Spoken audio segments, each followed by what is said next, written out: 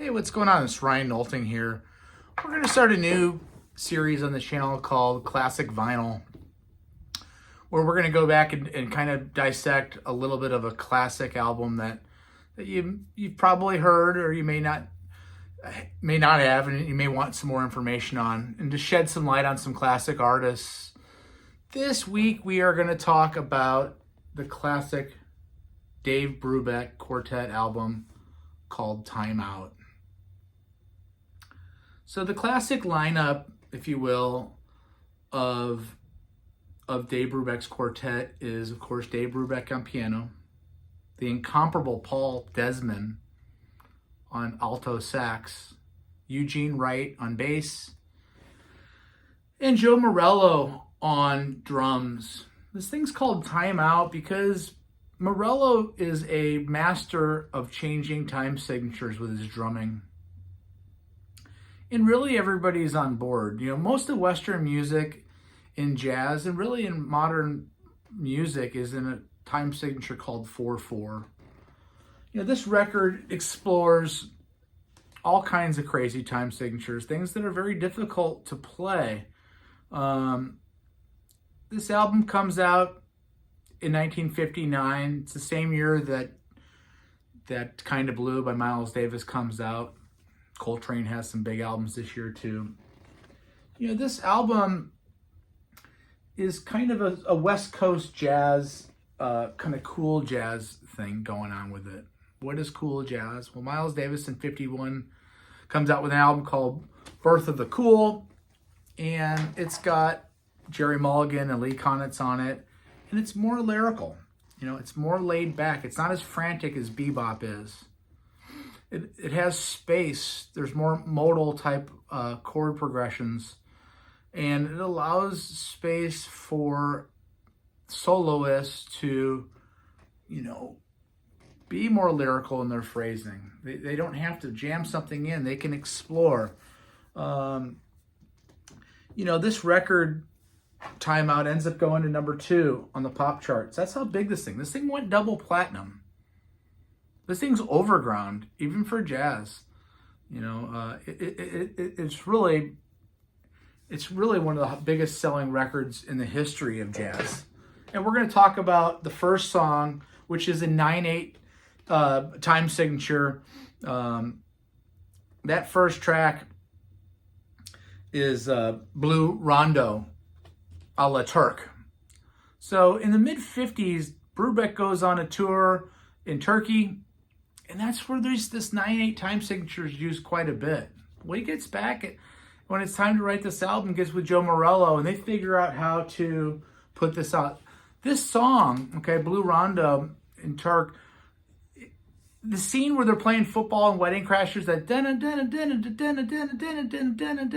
you know, where the famous scene where they're at the Newport, Rhode Island house or whatever, and Vince Vaughn and his buddy are trying to hook up with these girls.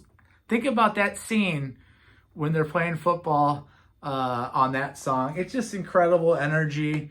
You know, the next song is called Strange Meadowlark. It's just free playing. It starts out with kind of some free playing, and it's loose before it kind of kicks into gear. Again, we're talking odd time signatures. This is a very serene song.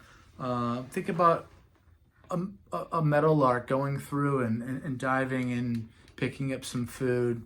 You know, he remembers the meadowlarks from growing up in Northern California. He was born near San Francisco, but west, right? So, excuse me, east, out past Oakland. Take 5, of course, is a seminal track. Paul Desmond writes that song. The rest of these songs in this record are written by Dave Brubeck. I mean, the drums and cymbal play on Take 5, you know, are just unbelievable. This is a million selling record in itself.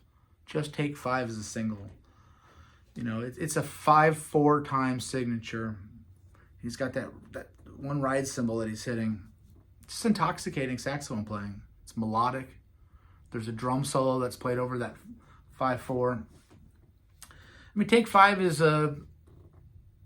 somebody once described Paul Desmond's sax playing, you know, it's like a dry martini, you know. It's just beautiful and elegant without overplaying. Flip the album over and we have 3 to Get Ready. You know, again, we're now in a 3/4, and then we go into a 4/4. This is just a lovely song. Just a lovely song. You know, it's one of the high spots on this record. The second song is very loungy. So, Kathy's Waltz. Kathy is one of Dave Brubeck's daughters. His name is Kathy. Some people say Kathy's Waltz inspires All My Loving by Paul McCartney to write. Desmond steps into this song after kind of some piano entry and just, you know. By the way, a couple things. Subscribe to my channel, like this video, and check out Paul Desmond. Check out the Paul Desmond solo album, Desmond Blue. It's maybe one of my favorite records of all time. We may do a show on that. Everybody's Jumping is the next track. It's in 6/4 time. It's a tranquil, lyrical song. Again, think of the meadowlark just kind of weaving its way through a beautiful field of flowers. And it's time to pour that second martini when Paul Desmond comes in on that song. It's just really nice. And the walking bass line that Gene Wright does. And the last song is Pick Up Sticks. Just another awesome song. It's you know, Morello's drumming on that. You know, this album is experimental, but it's commercial.